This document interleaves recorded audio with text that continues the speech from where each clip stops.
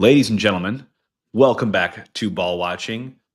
Got a fun episode for you all today. Jake and Justin here on the mics. I'm in a new office space here. I'm sure we'll talk about on vacation with the fam right now in San Diego, but we don't take days off, Justin. We're flexible, we're malleable. We're going to provide you that content because you all don't rest in your fandom of both City and the national team, which we're going to break down in this episode. Obviously, two big games to break down. Not a great result on the City side, so it's hard to make too much of that, Justin. But how are you feeling in the wake of that Houston? Just I don't know what to call that match, and then the U.S. heroics with Matt Freese and the PKs that happened last night. The U.S. game was extremely exciting. I guess we'll have to talk about this Houston game first. I was pumped because we finally got our new deck done. I invited some people over. We were watching it on the deck, and then it was literally crickets outside and on the television. It was a gross game to watch. We were doing more talking than we were actually watching the game because there wasn't much to do. But I mean, it was sad. It reminded me back on the Olaf era. We just didn't create any chances, and it was just not anything that I really appreciated to see, especially after being under Critch, averaging 2 goals a game. I already told you that I bet on us to score 2 goals. Weren't even sniffing that in this game, so it was a tough one. What were your thoughts? Yeah, I actually really like Justin. I was going to start off with what Mike at Chat City Tactics had to say today, because there are just some games where I know that you and I try to color everything, and we will still attempt to do so with positives and negatives and our takeaways and whatnot. But some of these matches, it's just ugly. Like there's not much you can really write about or take home from that other than just you were just not at your best, didn't have your good stuff at the park. That match, it was really disappointing, man. But to get into the game, obviously you got to start with the Ball Watching STL injury report brought to you by Schmickens Injury Law Firm. Justin, the list keeps growing. I know Rob wasn't trying to make that part of this segment, but unlike the boys in red, Rob is not waiting around. Rob is not on the IR, the IL. He is a guy that is available anytime you need him, an injury anywhere when it comes to car wrecks, fall cases, anything on the job. If you or someone else has been injured, give Rob a call at 314-222-4223 to discuss your case. Mention us, Jake and Justin, or Ball Watching, when you reach out to him, and you'll get a free consultation. Remember, he will not get paid unless you win your case. So what do you have to lose? If you have anything going on the injury front, give Rob a call. He's a hell of a guy. Disclaimer, choice of a lawyer is an important one and should not be based solely on advertisements. I mean, it has been kind of odd, Jake. Like ever since maybe it's something we just didn't notice, but we were now missing what I would call it 1, 2, 3, 4, 5 for sure starters that have been out on the injury report. And I would say if you want to call 6 in there every now and then, just kind of rotating through. It's like, what is it? How come our bench guys stay so healthy? For some reason, it's only the starters. And for the starters, Justin, it's like it's your most critical starters as well, right? I mean, now we got 2 more names to add to the list, right? You got Baumgartel, which we knew about before in the match, right? I think we talked about, or even maybe teased that might happen with the knee injury that he suffered in the last match midweek. They were doing some scans. They didn't, I don't think, come out and just say what was going on, but they just ruled him out. And then you had Morales get the start in this match against Houston and come out 15 minutes in with what looked like maybe like a collarbone issue of some sort. I don't know if they came out and cleared that up yet either. But then you add those two to an already list of Durkin, Kessler, Leuven, Alm, Nilsson. Like of those names, Justin, that's 1, 2, 3, 4, 5, 6, 7. I'd say 4 of those 7 are in your best 11 right now and would start every match if they were available. That's what's tough. And I do think that it's something. The Morales thing was weird because at first he thought it was a head injury because the staff came on and he was rubbing the back of his head. That's what kind of stopped it all. And then it almost seemed like the ref called him out. Like, I don't know if he was like wincing and breathing. He's like, no, man, you got to go get checked out, and then didn't come back. It was weird the way they were checking it. I really do think it was a collarbone. If you look at the way he fell, I didn't see his head slam, but he landed like on his shoulder. And that's usually when you have that much pressure going toward your shoulder, right into your collarbone. That's what I'm expecting. And that is not a quick injury to come back from, because that is something that, we're not using our arms in soccer, but Jesus, the way that you breathe with that, you run, you twist, you turn, that could be brutal for him. It's brutal. It's brutal. And obviously you saw some of these impacts come out in the starting 11. I mean, Justin, this back line, the Hoffman brothers starting 11 for this match was the back 4 was just youthful, right? You had respective ages, Jay Reed, 23. You had your boy JGR getting his first start at center back at 23 as well. You have 21-year-old Michael Wenzel. I think I got those reversed, by the way. And then you have Zielinski, who is, all we know, is a 22-year-old out on the right. So that back 4 average age, somewhere in the mid-22s. Ballsy, Critchley. But also your hand is sort of showing here. You don't have much more to look at. You didn't start Hebert, which I thought was somewhat telling. Also, didn't even give Yarrow a sniff in this game, which is more than telling, right? I don't think Yarrow has played a single minute since Critch has taken over, but oh my word, what a back four. Jake, so I was a little nervous. I was like, ooh, I don't know about that. Like, I kind of wish we had Hebert in there. But then I kind of thought about it. I'm like, you know what? This Houston team is not creating a lot of attack right now. And maybe this was good. And I did see some bright spots, especially early on in this, from the fact that you know that JGR and Wenzel can at least handle the ball. Those guys are comfortable on the ball, and I would say they could even move forward, either of them, and play in the center center defensive mid holding position, which I believe both of them have. I know JGR has, and I think Wenzel did last season for us when he got called up from City 2. So at least knowing that aspect, we knew that we were going to be able to play around in the play out of the back and play it a little bit more calmly, not knowing that someone's just one-footed, looking at you, Mr. Kyle Hebert, or if you're looking at Josh Yarrow, kind of the same thing. It looks awkward. These guys are comfortable on the ball, and I like that confidence from them, but it lacked a little bit of, 1, chemistry, 2, rest defense, and 3, just marking in general, which we'll talk about when they talk about the goal. Yeah, I like that highlight, Justin. I think we're getting the game a little bit already here because I think ahead of them, it was experience, right? You had Morales, Wallem ahead of them, Hartel in front of them, and then Pompeu, Klaus, and Betcher, who we've seen start the last couple of matches together. So they were, I think, the big worry point going in because we were creating goals prior to this game. That was not an issue with the attack, which is why I call this missing our attack because there was no life to this attack whatsoever. And that's not where I think our eyes were trained to look when we started starting 11 because we're like, these are the normal guys. They'll be fine. And you got Wallem back and you got Morales in the start. So upgrades. And then you see defensively, there's some frailties with the inexperience there. But frankly, Justin, I agree with you. Outside of, we'll talk about the fullbacks here. I'll just start off with this. The 2 early yellows that we saw from Jay Reed and Joey Zielinski, can't have those both on yellows in the first 20 minutes. It's a lot of inexperience, a lot of just know-how that's missing a little bit there. And I know they're getting there, and those guys will learn. Like, that's why they get starts here. They will learn, and they will take that into their game. You cannot end up on a yellow in the first 20 minutes, both of you, because those are things you save for big moments in games. When transition defense is bad, or when you're in the wrong rest defense, or when you just get beat and you got to bring the guy down, you can't spend those all in the first 20 minutes. But center back wise, Justin, I want to get your take on this coming from that position. I actually wasn't, upset that both these guys, to me, had some courage on the ball. When I say courage, like to break lines, willing to pass the ball, willing to try some things. JGR, we'll get to his stats later, was one of the best passers for us on the night. Yeah, it is. That's why I said I do appreciate the youthfulness there. But Jake, when you saw those names come out, I'm like, wait, City 2 is also playing against Houston tonight. Like, did I look at the wrong starting 11 in this sense? Because it is a little odd. I was surprised to see that. But you know what? At least Critch is going out there and trying to make things happen. Because like you said, we are hamstrung when you look at it from a Baumgartel, from a Kessler, from a Nilsson perspective. You would expect all 3 of those guys to be the main starters. And then we're usually having an issue of like, well, maybe that's why we played 3 in the back, because we were so deep. Because you also have a Hebert and Yarrow who absolutely got hop, skipped, and a jump over by these young guys. And it has to feel pretty terrible by them. But I didn't mind where they were in this game, except for the goal. And that's where I think it does come into a lack of chemistry. I don't care if you practice it all week to have those guys. Until you get in a true MLS match, you're not going to have that connection like you would expect to have out of a veteran that I would call Kyle Hebert.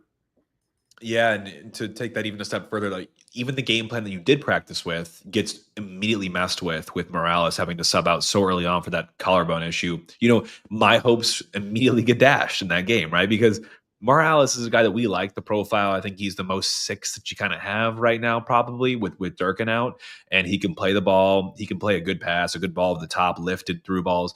I like what he brings, and to have him exit so early on, and for our favorite player to enter the match in Watts, your hopes and aspirations for the result immediately just drop. Yeah, and I will say, Jake, when I saw Watts, I'm like, oh, we're so done. And not only just from his previous play, but his confidence has to be in the dumps. Because if you think about this, he was the one that obviously allowed our last goal in the most disgusting way possible last game. And then also by not starting, that he's like, wow, I'm back on my hat. I'm back on the bench. How am I going to get in the starting spot? And yes, I know as a professional, you're always supposed to be ready to get in the game, but not that early. That is not something I don't care if you say you're always ready. You had to have been sitting on the bench, wasn't even warming up at that sense, and then just hop straight on the field. And I will say, Jake, I do have some positives from him in this game. I don't think it was really all bad. So I was happy with some of the moves that he was able to make, especially on the ball. But that's a difficult spot to be in and not something that any of us wanted to see. No, and it's something when you find some positives about Watts. So I'm curious to hear about those, Justin. The only other positives that I could really think about is, and this isn't even a positive, but in the first 30 minutes, I'm sure you all saw the same thing that we did, but both teams that, obviously they want the points. They want the win. Houston, not a great home team. We're just not a great team. And neither are they. But both sides took, I feel like, the first half hour or so to really just kind of feel each other out. Nothing really much going on. I mean, one of the most dull games I've seen in a long time. Definitely a really dull 30 minutes with just very, very tentative type movements. No one's committing a lot of bodies forward, just kind of feeling it out. There was a great run in that just after the 30 minutes with Klaus. I mean, made an incredible, someone needs to splice it up, put into a highlight reel. Maybe we should, Justin, because that 37th minute run from Klaus, like 50 yards on the dribble, gets fouled inside the 18. We get a dangerous looking free kick. We also made a note here on that with Betcher, who I think got on the end of that one, trying to do a lot in terms of the gamesmanship point of view. And we've always kind of known that's part of his game. And so does, Coach Kalish, who we have on the show here. Like that's plays with his heart in his sleeve. And by the way, that's woven in the fabric of the game. Gamesmanship, going to ground, talking to referees. That's all. People can like it, hate it. Doesn't matter. It's part of the game. It always will be unless it totally gets stomped out somehow. But what did you think about that, Justin? Was there anything that we might have missed in that first half before we kind of talk about the goals and really how this game ended, which was a lot like it began for us? Yeah, not a whole lot. The one thing I want to comment on the Betcher thing is I appreciate him kind of getting in there, but the ones that I saw in here is like I need him to be a little bit stronger, not as much rolling around when he gets stepped on. Yeah, he just take his shoulder to the back when I saw the replay, and that's one that I'm like, all right, maybe go down there. You might draw a little quick yellow, like that's fair. But on a couple of these other ones, he's stronger than that, and I just need him to step it up a little bit harder and not look for all that all the time, because we're going to need a time where we don't need him going down. We really need him to go for it. So I will say right before halftime, we did have a couple solid chances there. And that's where I brought in the 1 point from Akil Watts. But it all started with a Joey Z press on the right side, working hard to keep the ball in. Then a solid 1-2 with Watts and Hartel that actually led Watts dribbling in, goes down, doesn't get the foul call. That's fine. I appreciated it. He was kind of running out of space, so he made a decision there. I think it was a good move from him. And then Wallum also whipped in across to Klaus right there. We were pushing right before the half, and I started to get a little bit excited. I wish that half could have went on a little bit longer. Yeah. We actually showed that, but it took too long for us to get into it. You talked about it. One of the keys that we thought to be to this game was going to be come punch them in the mouth early, just like Orlando did to us. Yeah, we're not looking for 3 goals in 22 minutes, but at least trying to get one in the first half, because the game was up for the takings. To your point, Jake, it looked like they almost looked at each other. What was that game, like 6 years ago, where like I think 2 teams just needed to draw in like the U16 youth national team tournament, and they just kicked the ball and they all just stood there. And that's what I felt like I was watching. It was like, you know what? We'll take a point. You'll take a point. Let's move us an inch up off the bottom and let LA Galaxy just continue to take the wooden spoon, as opposed to truly going out and trying to take it. So it was a little bit disheartening to see it in that sense in the first. Yeah. I mean, I had a note in here verbatim, Justin, you saw. I mean, holy boring. Like, this was just brutal watch. Like, for any casual fan, not sure I'm watching an MLS game again, especially from either of these two teams, because that was abysmal from an entertainment perspective, which we have been so far from that since Critchley took over on both sides, right? We're scoring goals. We're also conceding a lot of goals. But really, really boring match. Before we break down the goal, Justin, I will say a couple of highlights I wanted to hit on was Berkey. I thought, again, strong performance. He's doing everything he possibly can to get us 3 points. I appreciate that about him. Late game, not a positive. We just looked tired, and I don't know why. I know it's hot. I know we played Wednesday. I know we played close after. We did a lot of rotating as well, not so much on the attacking side of the ball, but defense, shouldn't have been that tired. And for me, that we are playing the least amount of games in this league right now, right, of any team, right, because we're eliminated from the competitions. Maybe some teams are playing a similar amount as us, or right at par with us, but no team's playing less, right? So why or how can we be dealing with a look on the field that just tells me that we just got nothing left in the tank? Like, it's frustrating. And before I get to the stats I pulled in this, Justin, walk me through your thoughts on the Houston goal, the actual breakthrough in the 66th minute. Yeah, so that's what was frustrating, Jake, I'm actually going to, the first thing I'm going to share here is, if you didn't see it, it was a tweet from Taylor Twellman, and it was spot on. He just says, watch how many white jerseys are just standing there. So I'm not going to use this as my view, but look at this. You can just see as we're standing there, we're still stuck in mud, especially Akil Watts right at the PK spot. But Jake, I'm going to rewind it and show it something even more important to look at. This is one, before the ball's even played, what is our marking? Why are we teaching our guys? We talked about this with AJ Cochran, and ever since he said it, I've been seeing it more and more. We're just dropping to the 6, and it's like something we're practicing. However, we now have 2 guys here, somewhat being marked, and 2 coming in from the 6, just coming right at Wenzel. No marking from Akil Watts. No one else is dropping in. Everybody's ball watching, and we have no one that's actually tugging shirts on these 2 guys that are wide open. And guess where the ball goes, Jake? It goes to the back post where Wenzel is taking on 2 guys. Wenzel is going to step forward and try to take the closer run. The ball is going to go over him to the other guy that's wide open in the back. So 1, very poor marking. Now 2, look at where we're at with Hartel and Watts. You were doing absolutely nothing there. Watts, if you're not up here, you're doing nothing in the space you're at. You should at least be right here, because then watch what happens after this, Jake. The most frustrating part right here is Michael Wenzel play through the rest of the actual play. Don't put your hand up and call for an offsides. Get your butt in front of this guy, because guess what? He's the one that's going to put it in the back of the net. And I think actually it's even easier to see that he puts his hands up and doesn't make this play the whole way through from this angle. This was really frustrating to watch it from here. Offsides. Like, nobody. Yeah. You're already a step late. There's the hand. We need you to be here and put your arm down. Stop calling for an offsides. We have VAR nowadays. If he's offsides, they'll call it, and you should have been there. But then look, standing here, Jay Reed, standing here, Hartel, standing here, Watts. The one thing I'll also lastly say, Jay Reed, you shouldn't have been just watching this guy that comes to the back post on the ball that comes across, because watch, Jay Reed's in a good position here. I like this, but then watch right here. You got to be able to get in front of your guy here. And it's all about that marking and positioning in the box, because from a rest defense standpoint, after that ball gets crossed over, Jay Reed needs to be turning and getting more central and being on somebody, because his guy right there, as Jay Reed hasn't even taken a step yet. Yeah. And that guy took 5 steps and crossed it back across to a Michael Wenzel marker who is not marking his man and allows it to go to the back of the net. So it really just, I think in a way almost summarizes the match, right? Because that to me, Justin, I see that the way you replay it and talk through it, and the instant replay is an effort play. There's nothing beautiful, nothing pretty about that sequence. It's just gutsy. It's hunger. And Houston had it in the box, and we didn't. We have guys that sitting in positions like they're stuck in mud. They're frozen there. You have guys that are missing their markers entirely. You have guys that are looking for the ref to bail them out on a cross. Like, why don't you be the guy? And I'm really hoping that Critch, in these film sessions and reviews we talked about him doing with focus groups and one-on-one coaching, he seems to be an effort, a culture guy. Like, that's got to be instilled in everyone, because you're only as strong as your weakest link. In those types of set pieces, that's what they carry so much threat. So to concede in that way, I know it wasn't a set piece, it was off a cross, but similar type approach. You just got to be the hungry guy. You got to be the hungry dude. You got to have jersey. You got to be willing to do whatever it takes to get that ball clear of the 18. And to concede in that way, Houston wasn't very dangerous in the night either. And neither were we, obviously, but they made the most of that opportunity clearly. And I think there were some really telling statistics that I was able to kind of parse out from this match that, again, paint a little more color, both positive and negative in some directions. So I'll read you off some of these, Justin. Give me your response. So this to me felt a lot more like the city of Olaf's reign than the city of what we've seen now recently with Critchley. We generated 0.31 expected goals in this match. That's now 3 games with 1 shot on target this season. The only one under Critchley, so you give him a little bit of credit there, but it felt a little more like an Olaf game. So now you know why. It was also the most passes by Berkey in a game. I think that kind of tells me that, by the way, 46 there.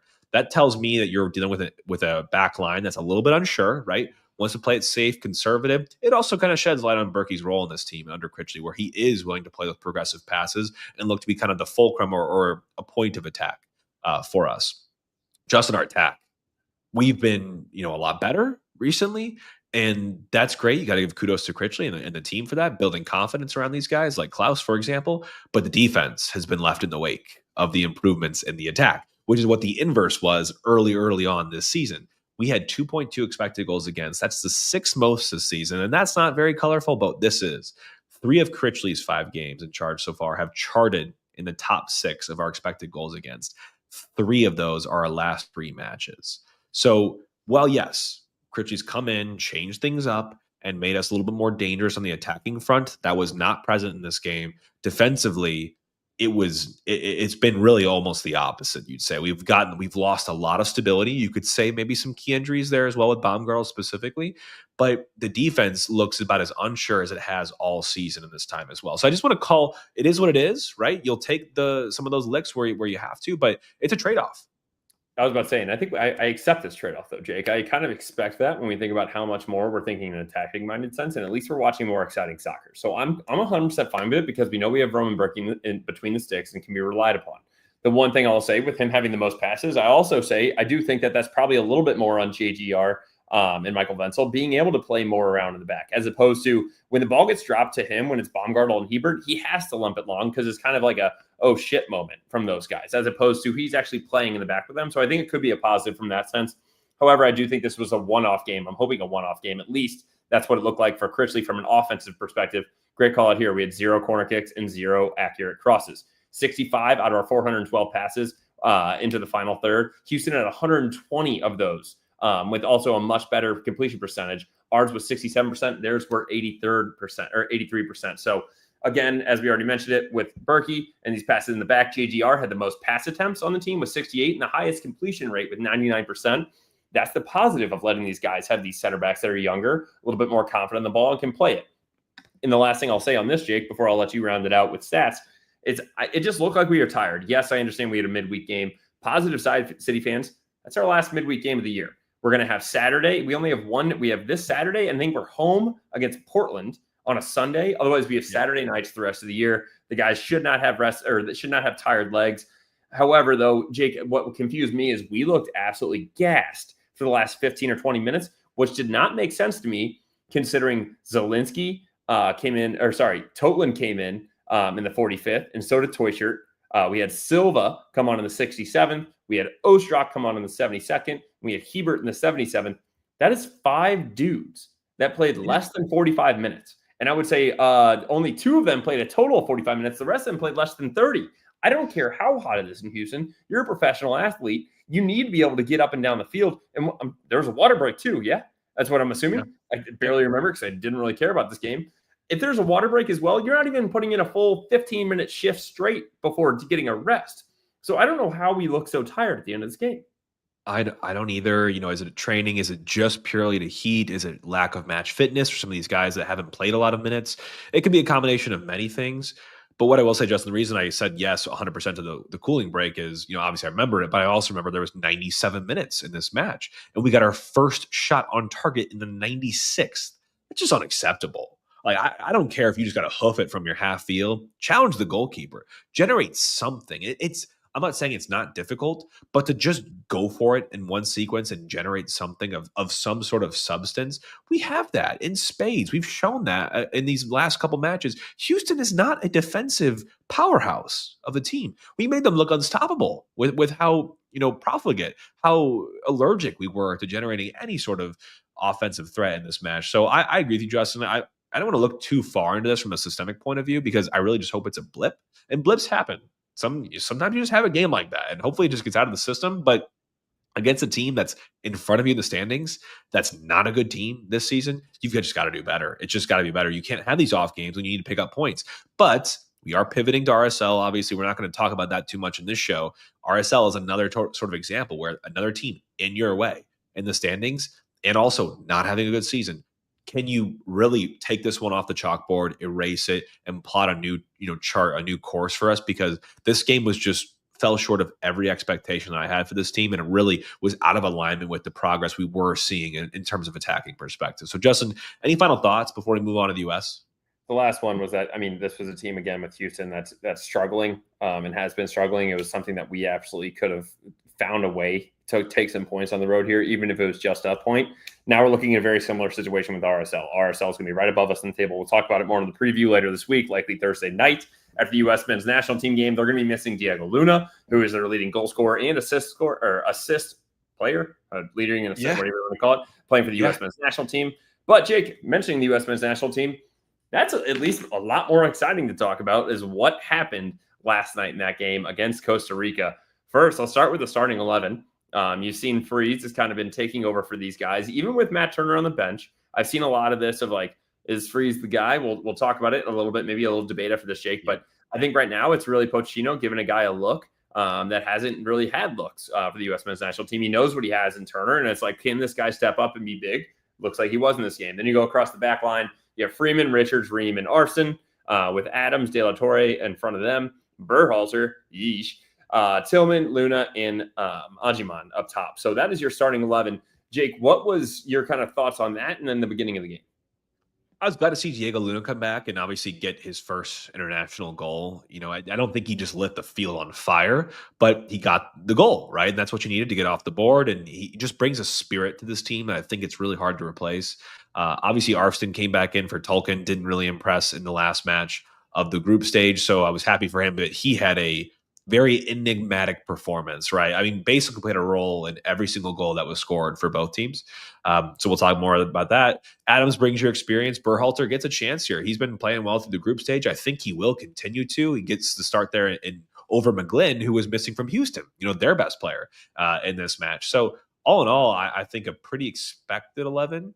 But of this 11, Justin, I would say that Tillman, Adams, Richards are your locked starters. As of right now, I think for the World Cup. And Tillman's the most borderline of those three. But I think Tillman, I like what I'm seeing from him. If you can get him comfortability and chemistry with the real starting 11, the real guys, the real first team for us. I'm talking your Pulisic, your McKennies, your Weahs, whatnot. Even if he's just off the bench, I like Tillman's game, and he's sealing a $40 million transfer to Leverkusen as we speak. So clearly he's being admired around all of the world. Dude, he just looks so chill on the field as well. He looks so calm, cool, collected. They mentioned that was his first PK as a professional that we had in this game. And unfortunately, he put it off the post. Yeah. That's a tough one. I mean, that's just a good PK. He had Keylor Navas going the wrong way. It's solid. He stepped up and scored it in the end. If I'm getting ahead of myself, let me know. Obviously, I am. But I agree. I mean, he's a guy that it's going to be – there's so many guys up top that he's going to be competing against. I do agree. Richards starting center back, and then you're going to have Tyler Adams as well, obviously, in front of them. But when you think about Balogun, you think about McKinney. We didn't even see Brendan Aronson last night. I was kind of surprised. I thought we would. He could be a guy that's on the wings with Weah. And then you obviously can go into a Josh Sargent up top. So Tillman is going to have something to fight for. And I do think that he's proving it, though, right now in this Gold Cup, because he is stepping up and acting like a captain on this team, even though he's not donning the armband. For sure. And it is so cliche to say, Justin, but he is the Pulisic of this team right now. Like, the team runs through Tillman. Almost every goal, if it's not off of his boot for the goal or the assist, has his sort of fingerprints on it. Like, he manufactures for us. So he is the key cog in this U.S. system. But Justin, just to kind of summarize this game from my point of view, by no means do I think this was a glorious game for the U.S. It was not their best stuff. And in moments, it was really, really shaky. But I think a deserved victory, and coupled with some important lessons that you learn from all these guys. This is a lot of their first looks in the U.S. national team game.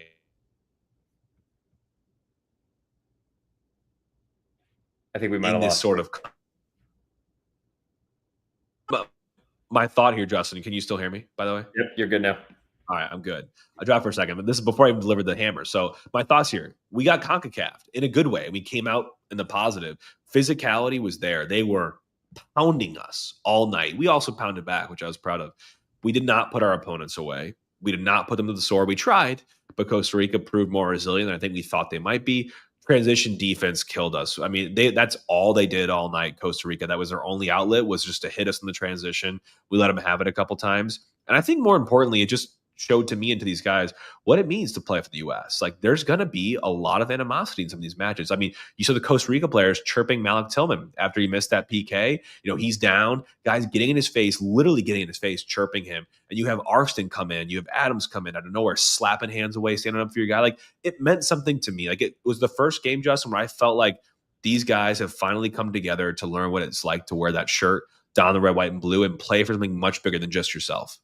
If you saw it, you saw Freeze make a 70-yard run to get into the mix as well, and then be there to console Tillman after missing that PK. I absolutely loved it, Jake. And then you already mentioned it. It finally felt like some more grit out of this team with Arfston giving up the PK early on in the match. I mean, that was a boneheaded play. I think he was a little turned around. If you see it, he actually blocked that cross. It went like underneath of his thigh and hit the ground and bounced up in the air. And I think he was a little confused where it was. Just try to do a quick lump out and just absolutely took the guy out. Absolutely a PK. They put that away. We go down 1-0. Tillman, I think we were kind of lucky to get a PK there. I think it's just the way that his foot, when he followed through, and then when he followed through and then planted, the defender was still sliding, trying to make the block. Wasn't even trying to make the tackle, just a block on that play. I was happy we got the PK. He didn't put it away. The Luna goal, I think it was great for him to be composed and settle it there. I think it was going wide, so we'll take it, though. That's one of those things that we talked about in the Houston game where we didn't even rip any of those shots. At least when you put it in action and you're trying to take a chance, somehow you get a little lucky, and it goes in the back of the net. So it was good to see him net one. And then, Jake, what were your thoughts then on the second half of this game? I think it was a little shaky. I was monitoring ticket prices, knowing that we were coming to St. Louis after this. I was hoping it was going to be Canada, but it's Guatemala. I'm like, halftime 1-1. I'm not buying any tickets because I'm not going to sit in the stands on a hot Wednesday in St. Louis against Costa Rica and Guatemala. But the second half turned out to be bright. Yeah, it was glorious, right? I mean, you had the Arston challenge against the PK, the Arston assist to Luna. The third goal in the game, our second, came via Arston. So much to love about that goal, though. Overall, I would say Richards, our center back, fizzed it into Tillman's feet, takes a tough pace ball, one touch, takes it down, plays a nice through ball into Ajimang, who's holding this guy up. A lot of physicality there. Great hold up, lays it off to Tillman again, who's now continuing his run and finds Arston running in behind on the left, who just opens up his hips perfectly. It's a great weighted pass, great finish. Far post, Navas has no chance. And you say, hey, you know what? We're looking good. We're going for more. This is not it. We kept pressing. We do well, I think, to immediately kind of go after the kill. We did not get it. We lost a little bit of steam. And then De La Torre and Arston just got skinned together. The guy literally jumped through their legs to keep going in our own box, set up a shot, free saves. It was only regulation save of the match. And then they got the rebound off of that, sent it back across, and they got the equalizer there. That one hurt, Justin, because they had momentum from there. It felt like we were kind of swinging and dangling. And we were, honestly playing for our lives in the tournament a little bit there. But Justin, the PKs were a whole different thing. Obviously, you skip over extra time. What were your thoughts on maybe the final part of the game and then as you head into PKs? Because it was a memorable sequence for me. Absolutely nervy. The fact that they were like, I knew this, but before you go until we get to the final, there is no extra time. Just going straight to PKs on a game like this. I'm like, oh my God, the U.S. might lose their last meaningful game prior to the World Cup on PKs to Costa Rica, going up against Keylor Navas, who was played for Real Madrid and then PSG. So I knew it was going to be a struggle for us. I just want to touch real quick on their second goal. Yeah, terrible defending. You let them split there. You could see Tim Ream sitting at the corner of the 6. I thought he probably should have stepped there if he was giving cover. Adams comes in late. It was unfortunate for us, but Jake, the PKs were absolutely electric. Freeze saving 3. Not just counting as a save by someone missing the goal or hitting the post. He truly saved 3. And the most gutsy and ballsy one is one where he knew he was going down the middle and just stood there and just punched it straight out. That is something that I just don't know how you read or know that is coming. And I was extremely impressed with that. And it was an awesome, awesome game to be watching. What were your thoughts? Yeah, I was really nervous towards the end there and really nervous throughout all PKs. I know what it's like to be in between the sticks for that one, never to take one. So a very nervous, different angle for me. But Matt Freese, what a performance. After the game, he said those are sort of his thing, PKs, which I love the way that he said it too. But the performance, Matt Freese, out of the 6 PKs he faced, he only went the wrong direction on one of them. He was in the mix for the other 5, made 3 of those saves. Justin, if you give me 3 saves in a PK matchup, that team has to win every single match. And you're coming up against Keylor Navas, who I think we already said is a great PK goalie as well, and just goalie in general. I loved what I saw from him. He carried himself well, super confident, was not too small for the moment. And he honestly won that match for us because we had some inexperience, these PKs, 23, 22, 20-year-olds. A 20-year-old hit the final one for us in Damian Downs. But this to me was the first kind of in the goalkeeper column for me for the U.S. recently where I say our goalkeeper stood in his head and won this match. And it hasn't been Turner recently. I know it's PKs. It's totally different. But in my experience and in my opinion, Matt Freese has earned that spot now, officially earned that spot. He will have to continue to earn it. And I do not think they will shy away from him in future camps, given what he's given this team. No, I would say, Jake, he solidified at least having a spot on the World Cup team. If that wasn't already a lock, I think right there by doing that and being able to show that you're a PK guy, he solidified that for us. And I think that was absolutely huge. And then guess what, Jake? Now we're moving on to St. Louis on Wednesday night at 6 p.m. against Canada. Just kidding, Guatemala. I really wish it was Canada. That is so tough that they went down in PKs. And Jake, as I was saying, I was monitoring ticket prices throughout this entire thing. When we went up 2-1, they just started evaporating off the screen on SeatGeek. I was sweating. I was looking at this. I'm like, I don't want to have to pay a ton for this game. And then when it went to PKs, a bunch more people bought. And then now look at this now, Jake. The cheapest ticket, if you want to sit in a group of 2, is $232.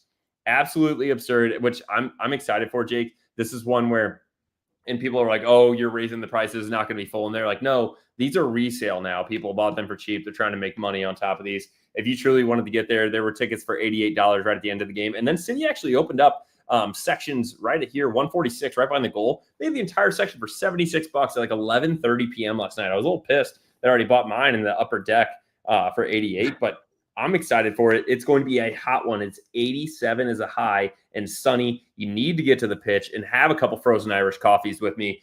I will be down there. We are going to be celebrating. I've already texted our friends at the pitch. They are so excited that the U.S. men's national team is coming to town. It's at 6 p.m. Do not think that won't be traffic. Get down there early, park a spot at the pitch, enjoy the time, take a little hour or two off of work, and celebrate this. Jake, this is likely going to be not likely. Sorry. This is going to be likely going to be the second to last meaningful game for this team. Knock on wood, as long as they win this and go to the final. Then we just have friendlies between here and the World Cup. No other World Cup qualifying because we already qualified. So this is going to be truly a balls to the wall team. This is not one where we're just going to throw some guys out there, see how we do. It's going to be the full squad for what we have with them, and I'm extremely excited for it. And can I just say this too, Justin? For anyone that just likes to do cool things in St. Louis, this might be this probably is the last meaningful soccer match in this stadium for the remainder of the year, right? We don't have much to play for at this point, but these guys do. And I know it's not the A team, but that doesn't mean they're not going to leave it all out there. And everyone's going to clamor and do their best to win this match and get to the final. Like a Gold Cup final is still a big deal to a lot of people. And even it's a big deal to me too. I would love for us to win this tournament. So hopefully you all are out there supporting the guys. I would if I was there. Be following from afar. Justin, 4 p.m. kickoff here is fantastic. I love the time zone. So I feel like I'm in a fake time zone out on Pacific, but I'm down for this match time. Hopefully you bring us a dub, man. It's going to be, and I think it'll be a close match. I know Guatemala is not, the marquee matchup, but they've given every team they've played in this tournament a pretty hard time. Jake, we'll be putting together an underdog entry. So anybody that has not already, sign up for underdog using code BALLWATCHING for get up to $1,000 in bonus cash when you sign up today. You can use the QR code on the screen or just go when you sign up, use code BALLWATCHING for your promo to get that. Make a deposit, make your first entry, and then you'll be riding there with us. We'll be posting it all over. Jake, I was also looking on the other aspects of betting. You can get you have to take the US at -1.5 at a -130. So you have to them to win by 2. Right now they're a -360 money line. I'm probably just going to go there and enjoy it because it's going to be an awesome time to see them there. And guess what, Jake? It's going to be a hot one. So if you haven't already, or if anybody's having problems, this was a quick episode from us, but Hoffman Brothers, presenting sponsor for the entire season. Call them at 314-664-3011 or visit them at hoffmanbros.com. Do not wait for your AC to go out. You thought that it's been hot? It's only June. Yeah, it's turning into July. We know that St. Louis heat really kicks in August and September. You need to get that shit figured out now. Apologize for the French. But that puts a little bit of urgency on it. Like you can't put this stuff off. It's always too late when you do. So good call, Justin. Love the plug for our presenting sponsor, Hoffman Brothers. And hope you all enjoyed the show. A little recap for the Houston, whatever you want to call that match, and the U.S. moving on to the semifinal, playing in St. Louis. Get there on Wednesday night at 6 p.m. Get to Justin at the pitch, have some drinks, celebrate the boys in the red, white, and blue. Should be a fun one. But in the meantime, we'll catch you all later this week for a little preview of the next match against RSL and a little recap of what's hopefully going to be U.S. punching their ticket to the Gold Cup final you played in Houston. And then it's going to be a fun time this week. I'm really looking forward to what's left. I'm, again, really hoping the U.S. can give us the result they need. I think they should. I think they will. Putting some heart and faith into the boys. So excited for that, Justin. Thanks for getting together the episode, and we will catch you all later this week. In the meantime, all for City. All for the U.S.